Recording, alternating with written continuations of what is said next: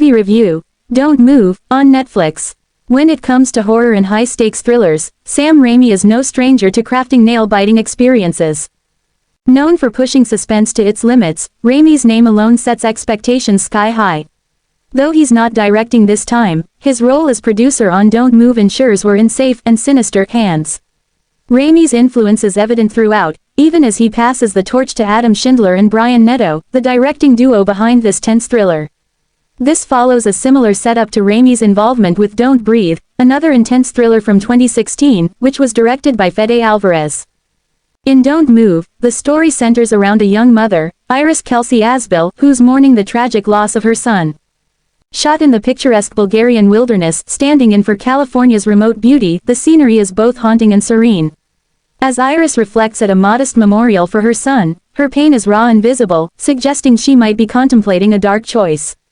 Enter Richard Finn Whitrock, a seemingly friendly stranger who approaches her with empathy and an air of understanding. But in films like this, we know the nice guy might be anything but. Sure enough, as Iris accompanies Richard back to the parking lot, his demeanor changes abruptly. Without warning, he assaults her, injecting her with a paralyzing shot that will leave her helpless in mere minutes. Tied up in his car, Iris makes a desperate attempt to escape, cleverly using a hidden pocket knife to cut through her restraints.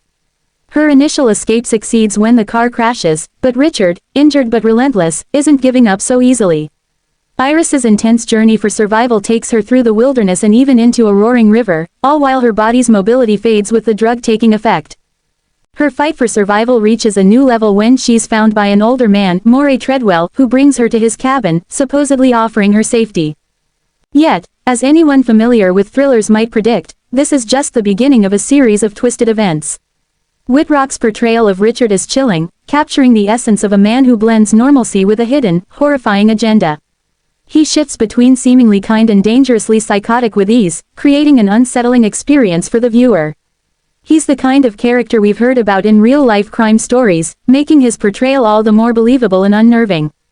Kelsey Asbil delivers an incredible performance as Iris. Known for her role as Monica Dutton on Yellowstone, she brings depth to a character who must convey her terror and resilience almost entirely through her eyes and facial expressions, particularly as the paralytic shot renders her unable to speak or move. Asbil's portrayal makes us root for her as she struggles to find a reason to keep fighting despite her overwhelming grief and the trauma she endures at Richard's hands. Treadwell and Daniel Francis, who plays a police officer, provide solid support in their roles, but the film is ultimately driven by Asbil and Whitrock's performances. Don't Move succeeds as a thriller that keeps the tension high for its tight 92-minute runtime.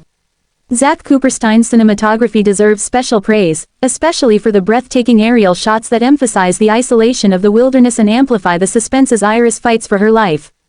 These scenes not only showcase the stunning landscape but also intensify the feeling of danger, making the wilderness a character of its own in the story.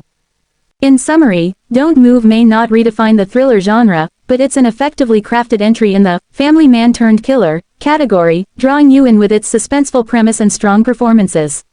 Raimi's touch as producer elevates the film, making it a must-watch for those who enjoy thrillers that blend beautiful visuals with heart-pounding intensity. If you're looking for a movie that will keep you on edge, Don't Move might just be your next binge-worthy choice on Netflix.